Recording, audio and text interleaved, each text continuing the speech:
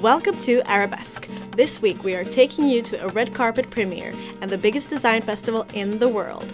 But first up, we continue celebrating New Year, this time the Persian, in the exhibition Nourouz.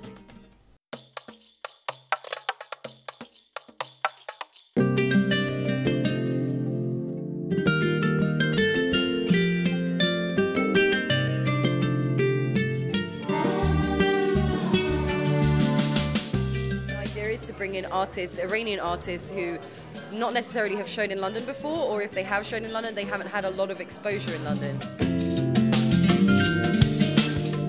Contemporary, exciting, fresh new art from Iran or from Iranian heritage to London, because there's a huge Iranian community in London.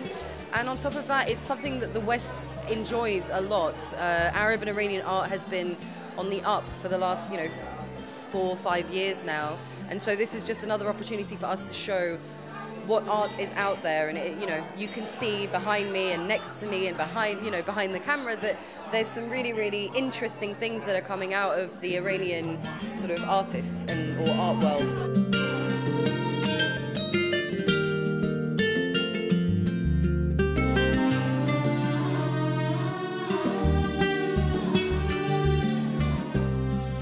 When we opened in May, we opened with an Egyptian artist called Mohammed Abla, who's one of the most well-respected and established Egyptian artists working today.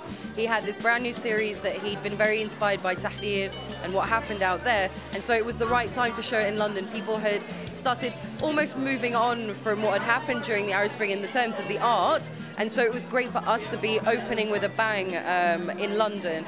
And since then we've been having solo art shows for Iranian artists, for Arab artists. We even had a small Turkish exhibition, and the reception's been incredible, because you have to remember that the diaspora in England, I mean, like me, for example, there are a lot of people like me who come from the Middle East but are born and raised in the UK or have moved here for many different reasons. And so to be able to bring them a taste of home or show them the artists that maybe they once met in their hometown, which does happen, it's a nice feeling to be able to do that. And it's great for the art world itself to be bringing a slightly different twist to the Middle East art market, something that's been going since 2006 in London. And everyone from Saatchi to the British Museum, the V&A, all of these huge institutions have been exhibiting these artists, but it's time that from a commercial standpoint and on a smaller scale, we're able to bring these young artists, these unestablished artists that don't have a big name, we're able to give them this sort of exposure and this platform to express themselves, something that, especially in a place like Iran, maybe they don't have those options, maybe they want to have the exposure in Europe. It's something that at least we can provide for them.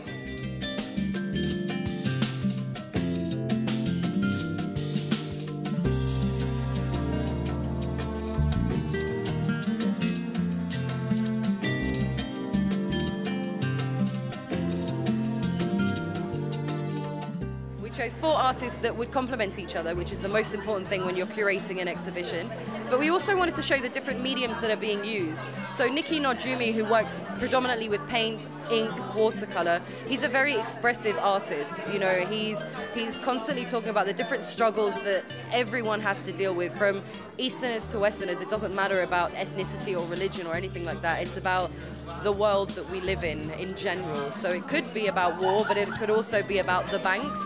It could also be about animal rights groups. It could be about anything. So his expressive nature then also quite nicely mixes with Kambis Sabri, who is the sculptor in the group. He's the one that's just next to me here. And he, again, because although he works in a completely different medium, he looks at the exact same thing. He's sort of looking at the sort of social constructs that people have to deal with, both in Iran and in the West. This idea of how media has affected people's minds or their perceptions of what's real and what's not real, which also reflects back on what Niki Najumi is doing, as well as Malika Naini, who is the 3rd artist in our group. She's one of the 2 women, so we have 2 men and 2 women. We wanted to have it balanced in the exhibition as well, to show that men and women are all equal when it comes to art. So Malika Naini is one of the more established ones in the group, along with Niki. She is a photographer, although she originated in painting actually. She's been based in Paris for a long time now, and her photos are based on hospitals, ironically, because hospitals are they're very depressing places. People die there, people get sick there, they're very hygienic to the point where the smells and the sounds are not very nice. And so she's trying to break the constructs of that, which is why in her photos, which I think are also behind me, you can sort of see that she shattered the images. She's used these nurses' uniform but made them more playful, made them more friendly, which is why one of the poems that she wrote accompanying the series was actually called Sisters of Mercy, because, you know, Sisters has this very familiar family-oriented feeling, but then the mercy part is quite a harsh thing. The final artist that we have is Massoumeh Aberinia, and this is her first time showing in London. She's the very young artist, never shown in London, first time with Artspace as well, and she's the one that has done the series on the tyres. And the idea is that it's the cycle of life. She's used the tyres from the scooters in Iran, and each box that she places them in is mixed media, and she uses a different theme within each one. Some of them have lighters, cigarette lighters, some of them have cigarettes, some of them have ashtrays, and then others have broken ceramic plates, some of them have little putti, cherubs, and mosaics, which is a very Iranian theme, and themes from Persian literature. So that's the show. I mean, it's very tightly curated so that it expresses everything that Iran and the Iran art scene has to offer.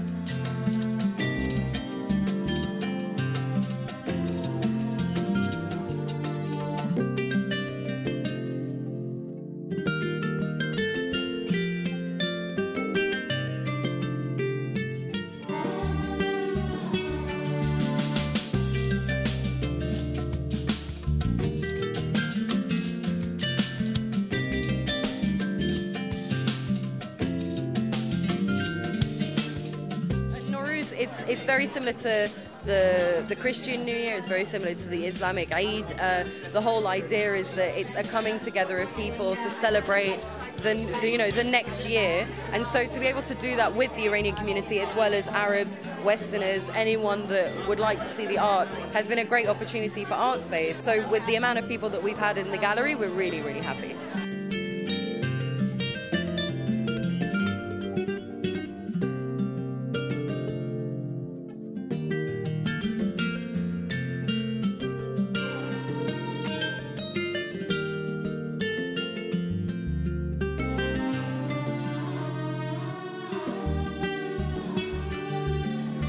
With Nourouz in particular, it's something that we hope to do annually with different artists every single year so that we can express what the Iranian art world has to offer. It's our first full year as Artspace London, so we have a lot of tricks up our sleeve. We have a lot of great events coming up, and it's just a matter of getting people to recognize what's really going on in the Arab art world.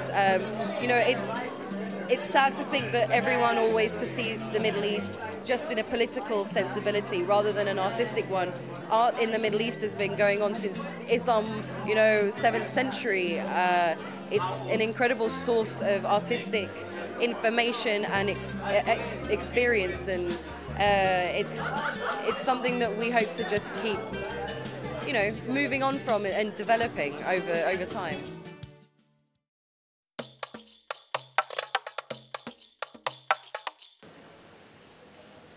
Welcome to one of the biggest art and design museums in the entire world, the Victoria and Albert Museum, right here in South Kensington, London.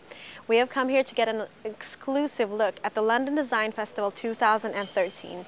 It's the festival that drew 112,000 visitors in 10 days, making it the biggest event in the museum's history. Except for our look, we're also going to get to speak to Lebanese artist and designer Najla El Zein, who has created a dramatic gateway with her artwork, The Wind Portal. The London Design Festival is an annual event taking place across the city every September. One of the most influential events of its kind in the world, this year it was staged for the 11th time and boasted a program of 333 projects across 6 different destinations. The festival continued its collaboration with the world's leading museum of art and design, the Victoria and Albert Museum. As a central hub location for the festival for the 5th year, the V&A housed a broad range of commissioned activities spread throughout the museum and included 84 installations, events, talks, and workshops. One of the highlights this year was Lebanon artist Najla El Zein's commissioned work, The Wind Portal. Raised in Paris, Najla El Zein studied interior design before moving to Beirut to set up her own studio. I never really had an interest younger to go back to Lebanon because I felt I belonged to France. But suddenly, you know, I was going more and more often back to Beirut, and until one day when I decided to just stay. I opened my design studio there and I have been there now for 3 years. We had the freedom to be able to choose our own space, which is very rare and great.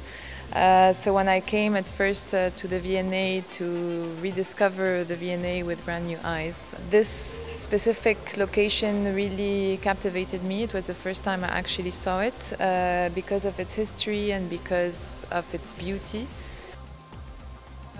The design piece, which takes the shape of a gate of 8 meters high, which morphs with the actual architecture of the V&A. And it describes a transition between an inside space and an outside space, just because the Dated Gallery used to be an outside space and is still represented as an outside space with the pieces which are being showcased here and with the architecture. And so this contrast between the inside and the outside was very clear to me. And so I wanted to create a transition space which would tell the stories that you're actually transitioning to another space. So it's an exaggeration of common senses that we all experience in our everyday life, of what it means to go from inside to outside, and this is through the senses of wind and the sense of sound.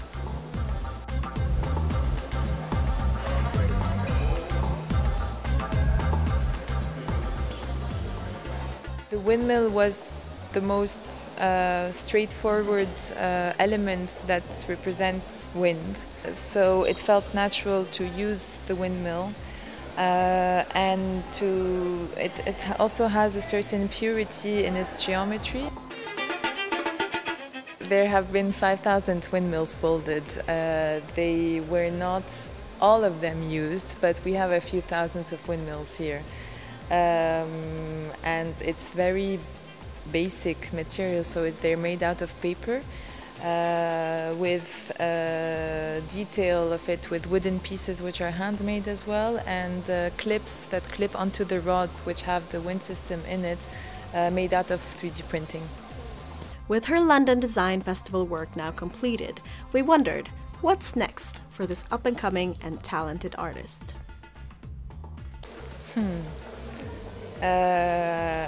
I'm hoping for the best. And yeah, and be able to, you know, have the chance to be able to represent my work in the biggest freedom ever, like I've been offered here. Najla has integrated light work with her wind portal and taken help from lighting designer Maurice Assau from Beirut. He tells us more about his involvement. The light was just the beginning, and then the dynamics, the motion, the sound all fell into place. If you observe how the lights are changing, it's just similar to what happens naturally in a forest. Lights just seep through branches and leaves and they cast different shadows, and that gives motion and liveliness to the forest. Same here, so this shell of windmills actually keeps on changing dynamically with the motion and the lights and then the hissing sound of the wind. So all this brought in together actually gave liveliness to this inspiring experience of people moving from the inside to the outside. So the intent, the design intent of the project is to create this experience, and everything that happens around it, when you're just inside that gate, you get that experience. Also listening to it from from the outside is a let's say, ever interesting thing. You don't get bored from the sound of the wind, nor you get bored from watching sunlight changing all day long. So all this is the dynamic process of what we planned for this design. In nature, you don't know what will happen next. So this factor of unknown is an interesting part, and if you stick around for 10 minutes you don't hear the same thing or watch the same thing twice. So that's the interest. It's a landmark project, and I think Najla gave us the opportunity to just show what we can do, and I think the combination is a successful one. Our purpose here is for people to appreciate the installation and understand what is meant behind it. So I think that would be our mission. Is there really a difference between Middle Eastern and Western art and design? This is Najla's humble reply. I don't think it makes any difference. A designer is a designer, an artist is an artist. So, of course, there are certain influences depending from where you are, what you see and what you experience every day. But I don't think it really makes a difference where you come from.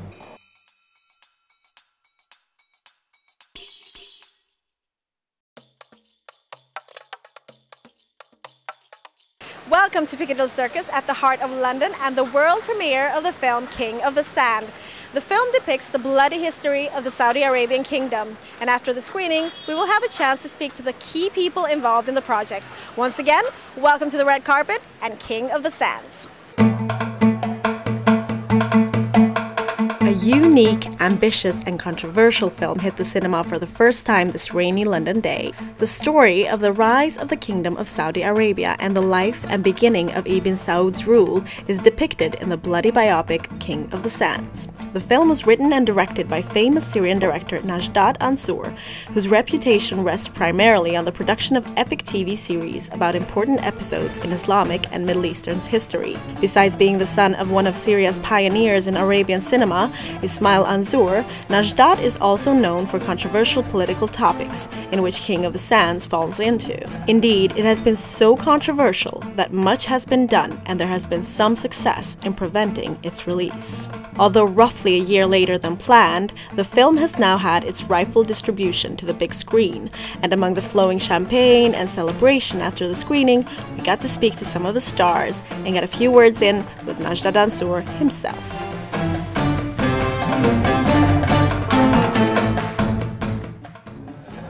My feeling is I'm very happy, of course, but at the same time it's a big responsibility now to face the audience immediately. So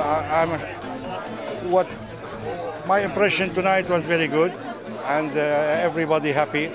So we go forward now. We will release the film everywhere in the world, so I hope we will succeed. Tell us about the difficulties with releasing it. Why has it been so hard to release it? Well, hard because it's controversial film. It's not a, it's not a commercial film. So we face some problems. But I'm sure with your support and with all the media support, we will succeed in the end. How was it working with such a diverse cast from, Italy and Britain? Yeah, it's easy for me because I work always with foreigner actors and so this is not the first time. And then everybody loved the story and loved to introduce himself in a different character. So everybody was happy and the result was very good. Are you happy that your dad directed you towards direction and not engineering? Yeah, I'm happy because I'm working in my hobby, so this is it. So it's better than being an engineer then? Thank you. It's very far, but it's good. What do you hope people that watch this film? Everywhere, I'm sure, especially Arab world. What do you hope that they will bring with them? What will they be affected by? This is, let's say, we start, the whole wall will start going down one by one, and this is the first stone, let's say. Okay? Wow, thank you so much. Thank you very much for it. Have a good evening. Thank you. The film paints Abdulaziz Al-Saud as quite the violent character, roaming the desert with his rebels, a forceful conqueror of both land and human beings. Portraying him is Italian actor Marco Foschi, with British actor Bill Fellows portraying his advisor and British Secret Service agent John Philby. I am ready. Yeah, it was good. I enjoyed the film. It was interesting. Have you not seen it before? No, I'd never seen it before, and some of the script I hadn't seen either. Wow! Yeah, so some of it was new to me. I thought it was beautifully filmed. That was excellent. I mean, there was lots of stuff I probably didn't understand, not being from that world, but I thought he got some of it across beautifully. Where did you film it? We filmed it all over the place. It was Lebanon and Italy and a bit in Syria as well. How did you find it working with such a diverse team? No, fantastic. I absolutely loved it. It was a dream. I mean, I love travelling. I love working with international people if I can. So for me, it was an exotic experience, which I wish I could do every year. You know, just fantastic. I mean, you don't often get a chance to dress up in the Arab dress and with the horses and all. You know, I mean, it's a rare for an English actor to be involved in something like that. I mean, I know a few, but not many. So for me, it was quite a departure from what I normally do, really. So it was quite nice. It was fantastic. It was spectacular. I mean, some of the sunsets in the desert. It was cold. It wasn't warm. It was a thrill. I mean, as an actor, you want new experiences, and you want to dress up and then live this kind of world. I mean, as a kid, I watched Lawrence of Arabia. I mean, this is the nearest thing I'm ever going to get to portray that, but that's still fantastic. I mean, I thought it was absolutely beautifully filmed. As for the controversy, I don't know about that. I don't know how accurate it was. Let's see what reaction they get. I think he's got this mad energy, which I think you need to have. But I think he's he's brave, isn't he? He's a brave director. And the only fun, not what fun, but in the end I gave up because he constantly would call me John. If he got my name was Bill. John. And even now he rings me up, John. That's, oh, hello. You know, I've given up asking to call me Bill, you know. But no, I'd work with him tomorrow if he asked me. And that's all an actor can give a praise to the director, saying, would you work with a director again? Absolutely, I would, yeah. So fingers crossed he does. What's next for you? But I'm doing a thing called The New World, which I'm working on at the moment, which is set in 1680, and it's our British history, about our revolution when Cromwell died and they brought the king back, and it's all about our bloodthirsty fighting for power, for Parliament. So that's why I said, as a British actor, you don't see the controversy because we're used to showing how ruthless people were to get power and what they had to do and murder each other. So for me, I'm doing one now. I know people just realise it's not against that Saudi Arabia particularly. I think it's just the way of the world as human beings. That's what I think anyway. You know, I'm not saying it's a great thing. I'm just saying it's the way it is. You know. The Najd are ours. Either we will take it back, or we die. First time I saw the film, so I was impressed. It's a tough movie, you know, strong and. I don't know, I like it. Tell me how you got involved in this project. Because the director, Najdat, Mr. Anzour, called me. I don't know why, you have to ask him. How can I decide? Because of the story, because of the director, because Mr. Anzour is a great director. So I decided to accept, even if it could be a little bit danger.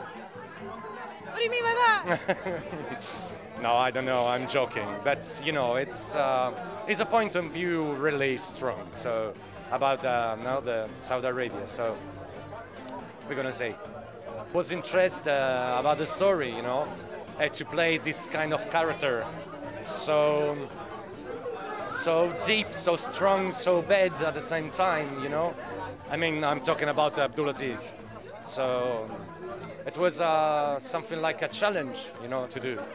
Assisting Najdat with the writing and involved in the production as a whole was high-profile Syrian writer, filmmaker and producer Hala Diab. Mr. Najdat started on this since 2 years, but it was difficult to release it because of the pressure he had. He actually received a lot of death threat, and I think that this is the moral responsibility of us as artists to have the courage, and I call it the moral courage, to challenge these stereotypes, to deter this ideology that is becoming part of today life. Art and media and visual media, especially cinema, its role is not to give solution, but its role actually to highlight the problems we have and to inspire people to find solutions. I hope that people have the courage to not allow religion to be a barrier in their life or to an excuse to violate other people's life or to kill people. And I think this film enlightening people about this point, and I hope that there will be a lot of works like King of the Sands that highlight these points with courage and with confidence.